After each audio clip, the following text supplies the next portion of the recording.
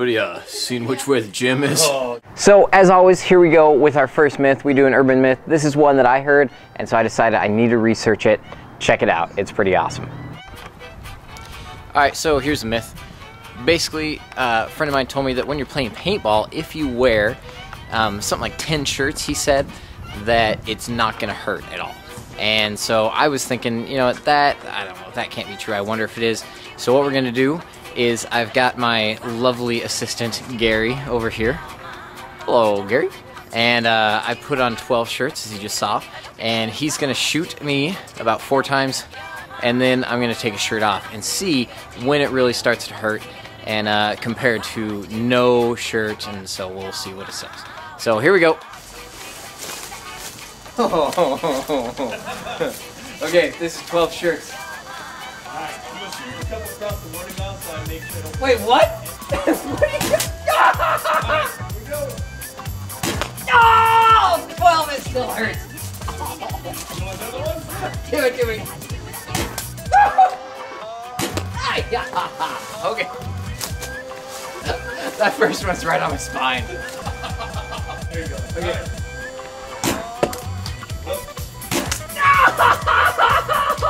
That didn't even help the myth. Ow. You can't make me tickle. Dude, what are you waiting for? Alright. Okay, that wasn't bad. No! Right in the love handle. Ow! Alright. Alright. Try not to hit me in the pants. Don't make me giggle. Okay. Oh, that one was a good one.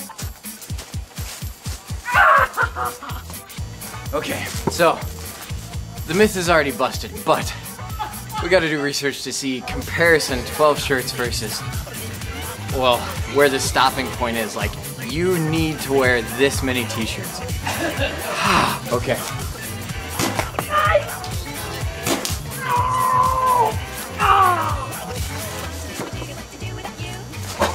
Oh, you hit like the same spot.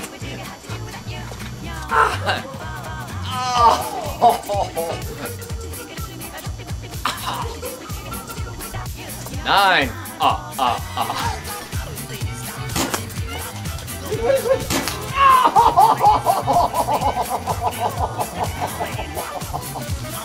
That one hurts so bad. Dude, that was right on my vertebrae. Oh, that's gonna get a lead to good mark. Okay.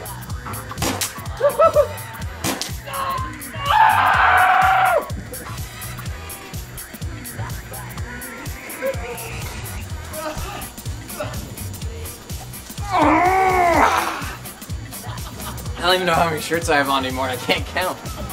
Oh.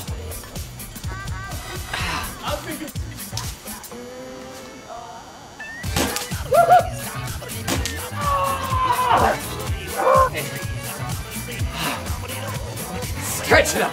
Work it up. Okay, I'm ready.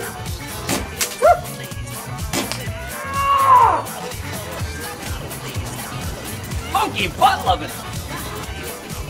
Oh. Okay. All right, I'm out.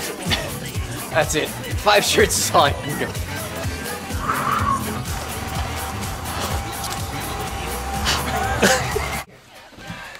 Okay, so what I learned was it doesn't necessarily matter how many shirts you're wearing, but how hard your adrenaline is pumping and where you get shot. Because some of them that would hit me like in the love handle area or right on the spine really hurt.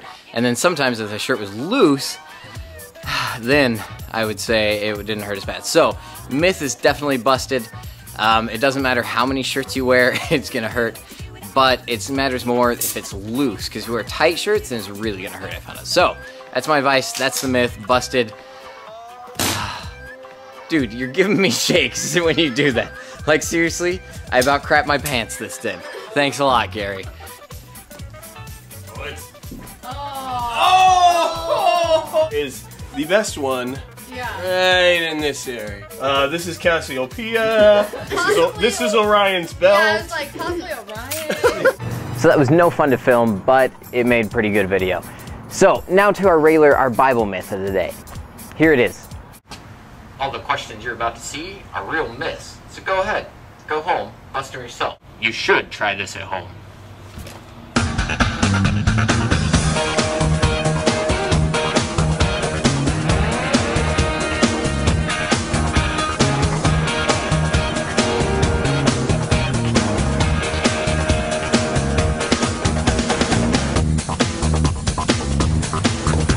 The safest place to be is in the center of God's will. How are we going to check this out? I mean, how are we going to research whether this is true or not, if whether it's a myth or it's something that should, that can be confirmed or busted? I guess we can go to the hospital and maybe, just like go to people that are really hurt and ask them if they've been sinning. Sir, if you could just stop. Yes, I have a question for you. Are you sinning right now? Is that what this led from? No. Quit screaming, sir. You'll be fine. The doctors are here. Now just answer the question. Please. Please answer it. Maybe we can follow around people that we know are doing messed up things and we can watch them and see, if they get hurt or if something bad happens to them.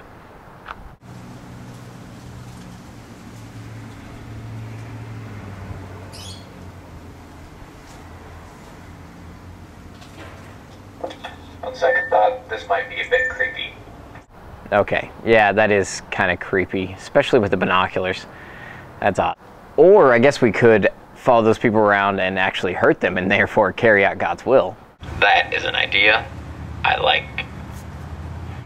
All right, second thought, that's probably not a good idea. I guess it kind of infringes on their whole free will thing, and I don't think we would be in the middle of God's will, so let's just nix all those. So what are we going to do? How can we find this out? This is a tough question. What if we go to people and we look at their lives, people that we know follow the will of God, or the best that we could tell, and see what happened to them?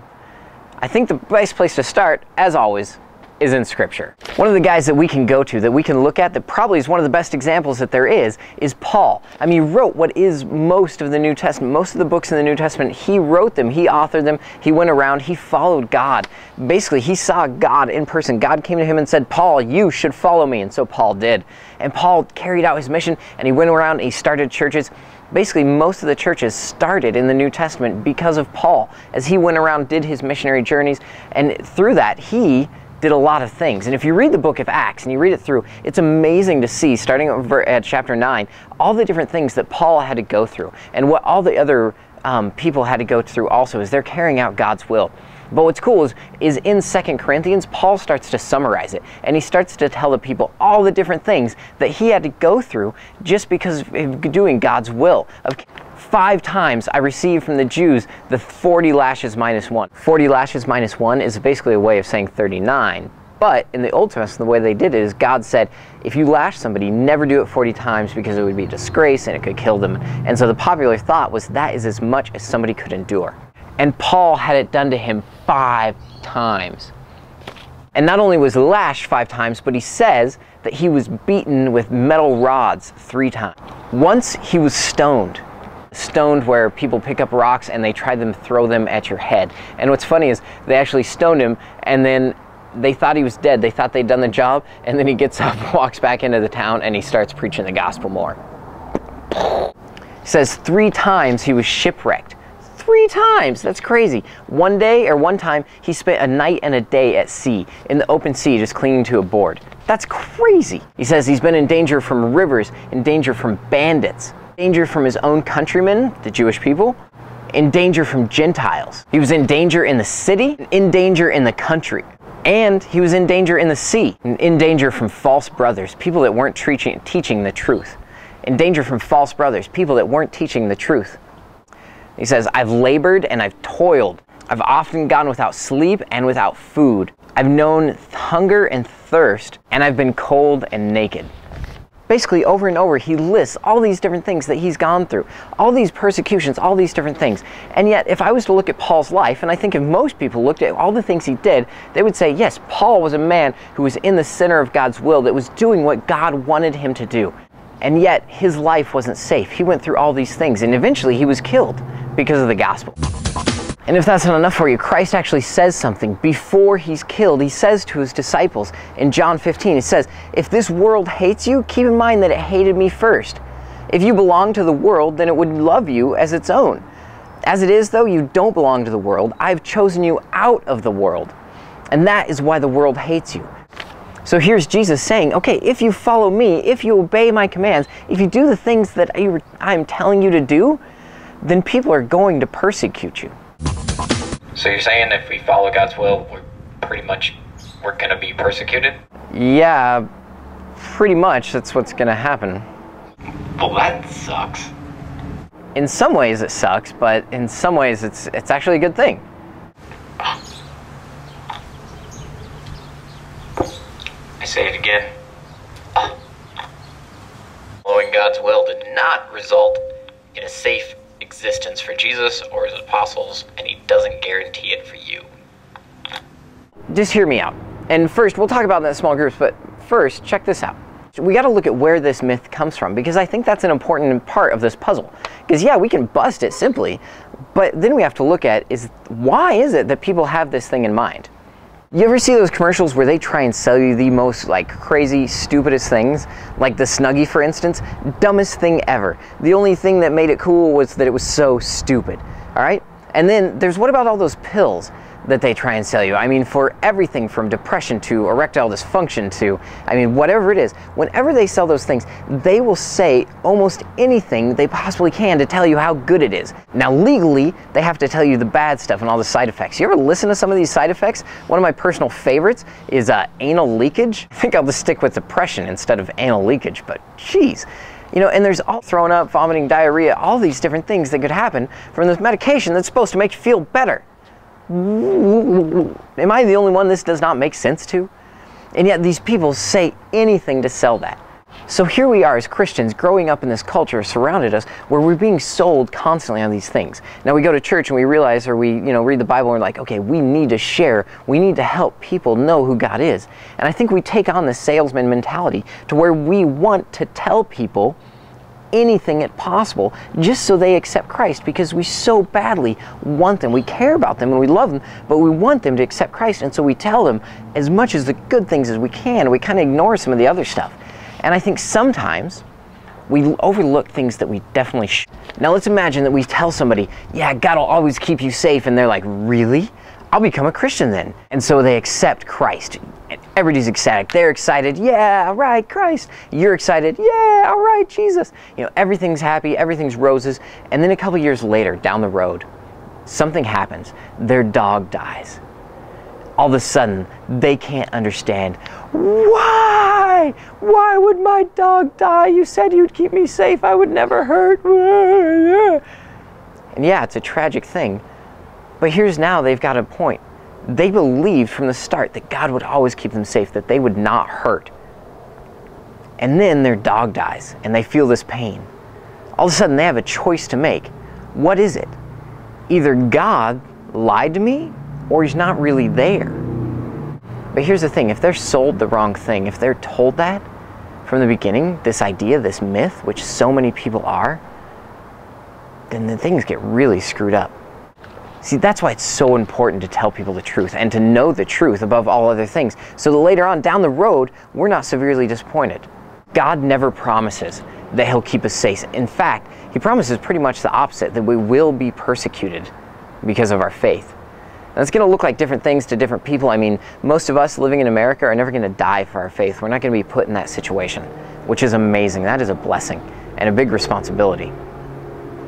But we might have other things happen to us. Now the question is, and the thing that you have to prepare yourself for, is what are you going to do when you have that persecution? No matter what it looks like, what's your response going to be? Let's go to our small groups and check this out, because while this myth is busted, I think it opens up some huge questions that we need to talk about.